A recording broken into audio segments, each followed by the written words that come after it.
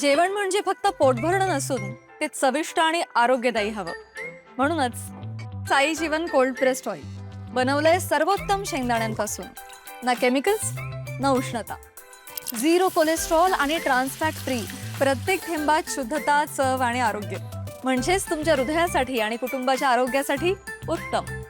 आजच साई जीवन निवडा, कारण आरोग्याला शॉर्टकट नसतो.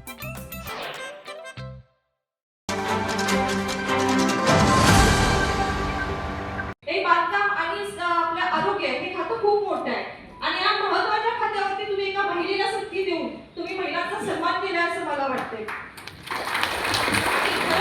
माझ्या बरोबरच माझ्या मतदारसंघातल्या प्रत्येक व्यक्तीसाठी आजचा हा क्षण आनंदाचा आणि अभिमानाचा आहे. कारण माझ्या मतदारसंघातील आमचे सहकारी म्हणजे कार्यकर्ते, सर्व शिवसैनिक, पदाधिकारी या सर्वांनी अहोरात्र प्रयत्न केले आणि म्हणूनच हा माझा विजय झाला आणि आज मी या पदावरती बसलेले आहे. त्यामुळे त्या सर्वांचे देखील मी खूप खूप आभार मानेन.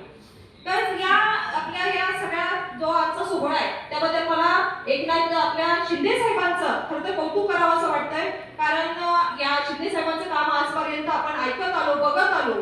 पण ज्यावेळी आम्ही निवडणुकीच्या काळामध्ये, प्रचाराच्या काळामध्ये आम्ही ज्यावेळी लोकांना भेटत होतो त्यावेळी लोक आमच्याजवळ भरभरून शिंदे साहेबांचं कौतुक करायचे. त्यामध्ये आमच्या माता भगिनी म्हणायच्या की शिंदे साहेबांनी आमच्या बंधूंना, आमच्या भावांना आमच्या ही जी लाडकी बहीण योजना चालू केली त्यांच्यामुळे त्यांनी आम्हाला आधाराचा हात दिला, त्याची आम्हाला मदत झाली, म्हणून आम्ही तुम्हाला मतदान करणार आहे. आता शेतकरी गटाचा शेतकरी म्हणायचा साहेबांनी आम्हाला सन्मान निधी चालू केला. आमचा ज्येष्ठ नागरिक भेटले की ते म्हणायचे साहेबांनी आम्हाला एसटी मोफत केली. आमचे जे वारकरी संप्रदायाचे लोक आम्हाला भेटले की म्हणायचे साहेबांनी इतक्या चांगल्या पद्धतीने या वारीमध्ये आमची सोयी सुविधा केली, त्यामुळे आमची वारी सुकर झाली. सर्वसामान्य माणूस म्हणायचा की आम्हाला साहेबांनी आनंदाचा शिधा दिला. म्हणजे या पद्धतीने सर्वसामान्य माणसांसाठी काम करणारा, जनतेचे सगळ्या गोष्टी जनतेला कशा पद्धतीने आपण देता येईल याच्यासाठी प्रयत्न करणारा सर्वसामान्य माणसांचा नेता असं म्हणता येईल असे आपले शिंदे साहेब. म्हणजे त्यांच्यासारखे धडाडीचे आणि धाडसी निर्णय घेणारे आपले असे प्रमुख शिंदे साहेब आहेत आणि त्यांच्याच पावलावरती पाऊल ठेवत अभिनव साहेब काम करत आहेत.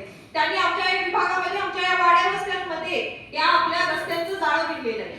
त्यांनी शिक्षण विभागामध्ये अतिशय चांगलं काम केलेलं आहे. त्यांनी आमचा हा विभाग पाणीदार केलेला आहे आणि आरोग्याच्या विभागात म्हणायला गेलं तर अख्खा महाराष्ट्र म्हणतोय की आजपर्यंत असा आरोग्य मंत्री झाला नाही.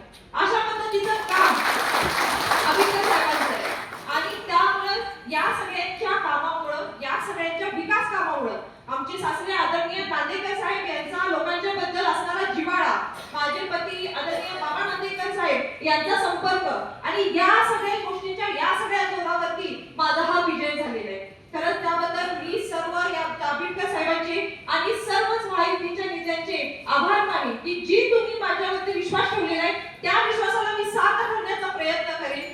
जी जबाबदारी तुम्ही मला दिलेली आहे ती जबाबदारी अतिशय चांगल्या पद्धतीने मी सांभाळेन. त्या संधीचं मी सोनं करीन आणि पद हे फक्त मिरवाईसाठी नसतं, ते काम करायसाठी असतं, लोकांचा विकास करण्यासाठी असतं. हे मी तुम्हाला माझ्या कामातून दाखवून देईन आणि जी तुम्ही संधी दिलेली आहे म्हणजे बांधकाम आणि आरोग्य ही दोन खाती म्हणजे या सर्वसामान्यांच्या जिव्हाळ्याची खाती आणि या विभागामध्ये आपल्याला चांगल्या पद्धतीने काम करायचं आहे. त्यात सगळ्यात महत्त्वाचं म्हणजे आरोग्य खात्याला आपल्याला अभिनव साहेब आरोग्य मंत्री म्हणून लागलेले आहेत. त्यामुळे त्या खात्यात आपल्याला चांगल्या पद्धतीने काम करण्याला वाव आहे. त्यामुळे अभिनव साहेबांच्या माध्यमातून या खात्यातून आपण पूर्ण कोल्हापूर जिल्ह्याच्या कानाकोपऱ्यापर्यंत, वाड्या वस्त्यांपर्यंत, दुर्गम भागापर्यंत ही आरोग्य सेवा कशी चांगल्या पद्धतीने आपल्याला देता येईल यासाठी आपण सगळे आम्ही प्रयत्न करणार. अभिनव साहेबांच्या मार्गदर्शनाखाली आम्ही त्या पद्धतीने प्रयत्न करणार. बांधकाम विभागाचं बोलायला गेले तर त्यामध्ये आम्ही चांगल्या पद्धतीने काम करण्यासाठी प्रयत्न करणार आणि आपल्या दर्जाचा त्यामध्ये मी पूर्णपणे त्या कामाच्या दर्जावरती मी लक्ष देईन असं मी तुम्हाला सांगते. इथं सर्व अधिकारी मोठ्या संख्येने उपस्थित आहेत. मी त्यांनाही सांगेन की आपण सगळ्यांनी सहकार्याने काम करायचंय. चांगल्या कामासाठी तुमच्या सहकार्याची मला अपेक्षा आहे आणि त्या पद्धतीने आपण काम करू.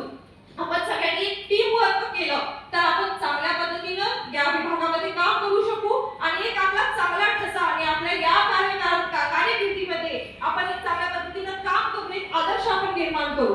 पुन्हा एकदा मी सर्व नेते मंडळीचे मी आभार मानते की तुम्ही मला ही संधी दिली, ही जनसेवेची संधी दिली त्याबद्दल मी आभार मानते आणि उपस्थित असणाऱ्या माझ्या सर्व